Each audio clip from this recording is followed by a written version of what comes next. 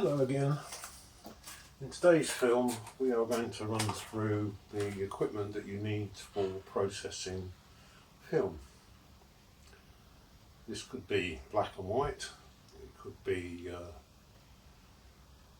slide film, reversal film, which would be the E6 process, which we're going to cover in a later film.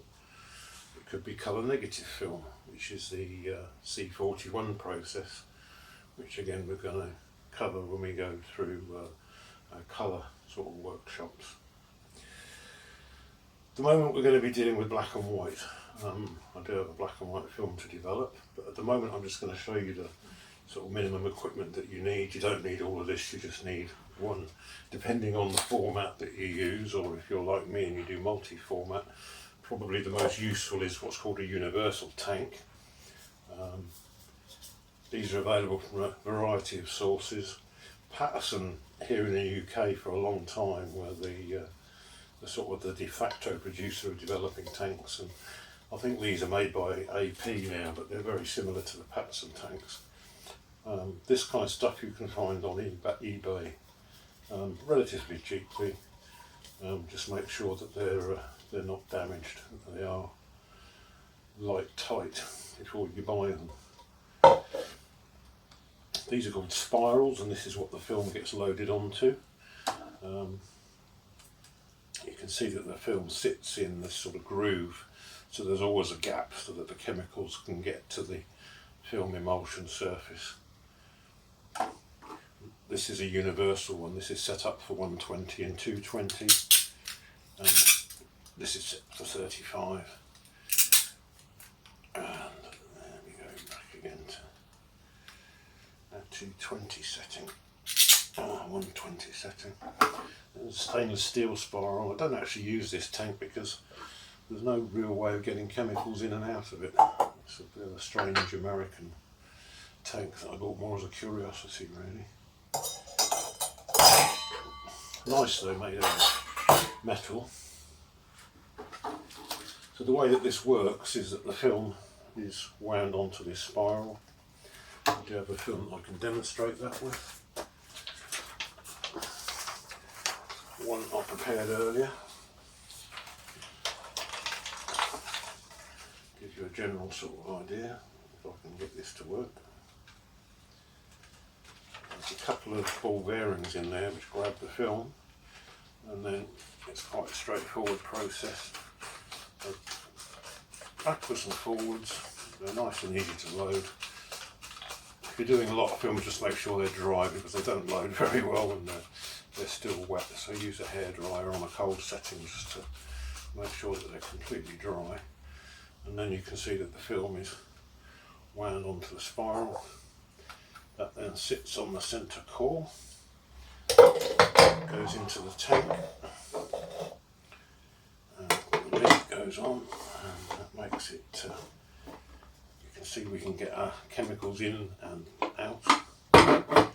This is a little agitator or twiddly stick, and this locks onto the central core, enables you to move the film in the fluid, in the liquid. It's called agitation, which we will talk about when we come to processing. There's two real kinds of agitation. There's a twiddly agitation, and there's also the inversion method.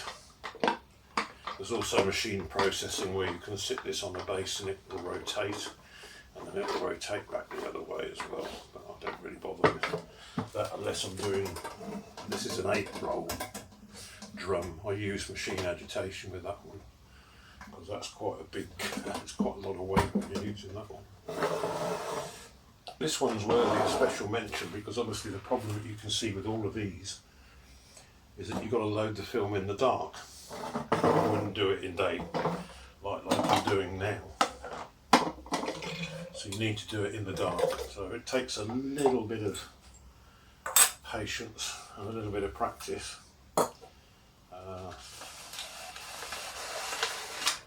To load these in the dark. How would you do that in the daytime? Well, that's where this one came in. This is a 35mm version. There is a 120 version of this, and this is called a daylight loading tank. The idea with this is that you can put the film cassette in here with the exposed film in it, and it attaches. The end of it you attach to this ribbon, and then when you put the lid on, you can then wind the exposed film into the tank. So it's a daylight loading tank. These are made by Agfa. This is called a Rondinax 35U. Like I say, there is a 120 version of this. Quite hard to find and quite desirable. They make quite strong money. It's an expensive way of buying a developing tank, but you can load it in the daytime, which is quite useful. This one's missing the thermometer that should be in there. But yeah, curiosity. But yeah, I tend to use these sort of tanks. Other equipment you'll need is a squeegee. This is for squeegeeing your film off when you're finished. I also need clothes pegs, will do it just as well, but these are film hangers, so these actually clip onto the film and they're weighted just so that your film will dry straight. Various measuring beakers, because obviously you're going to use a certain amount of chemicals depending on the film. It tells you here for 35mm this drum needs 290 millilitres or 10 ounces. For a 127 film it needs 370 millilitres or 13 ounces, and for a 120 it uses 500 millilitres, 17.5 ounces. So it's obviously, chemicals cost money, so you want to make sure you're using the right amount of chemicals. You need to have enough to cover the film. Obviously, if you're not covering the film, it's not going to be being developed. Other measuring jugs, you can pick these up cheap from any supermarket kitchen sort of bits, places. These are cheap. I think I got these in Asda Walmart for about 25 pence each. They're very cheap. Funnels. Have a variety of funnels. Thermometer. You want a proper photographic thermometer, because obviously this is going to be going into liquids, and it needs to have the right sort of range, anywhere between sort of 20, this one goes from 15 to 50 degrees Celsius. If you're in America, obviously the equivalent of Fahrenheit version. And some storage bottles. Because we're doing black and white, I only use two, I don't use a stock bath. So I have a bottle for my developer, and I have a bottle for my fixer. And we need some chemicals. Oh. These haven't been made up yet, but obviously this is some Adox, Adofix, a paper and a film fixer.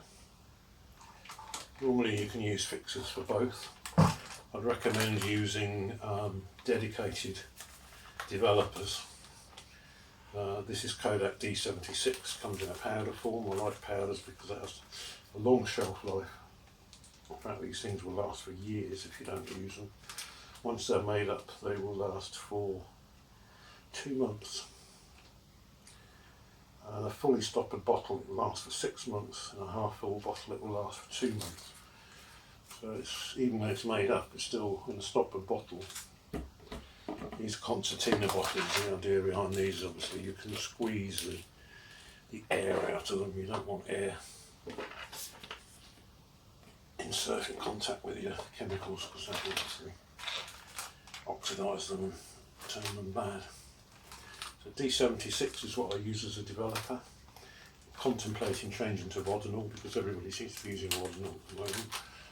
But this is tried and tested, been around for decades. This is quite a new one, I've not really used this one before.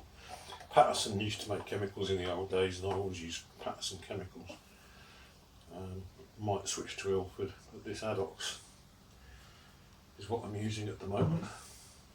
That's the basic equipment you need for black and white developing, so it's not too expensive really, a couple of rolls of film, and you've got all the equipment that you need really to process the film.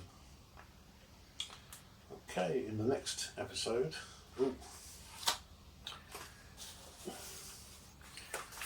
the dilemma of how you load a film into these tanks. is sold by what's called a changing bag. Again, still get these, still make them. This is a changing bag. You stick your arms in through the holes, you put all your stuff that you want to put, like your tank and your film goes inside, and it's absolutely pitch black in there. It's working by touch, and that's how you're going to get the film onto the spiral and the spiral into the tank. As a film photographer, it's always handy to carry one of these with you in your camera bag. The reason being that if there's a malfunction or a film jam or something in a camera, you can open the back up in this and you can sort it out. If you don't have one of these, you're going to ruin the film if you open the back. So it's worth carrying one of these in your camera bag if you shoot with a film camera, because you never know what might happen. Thank you for watching. I hope to see you in the next one.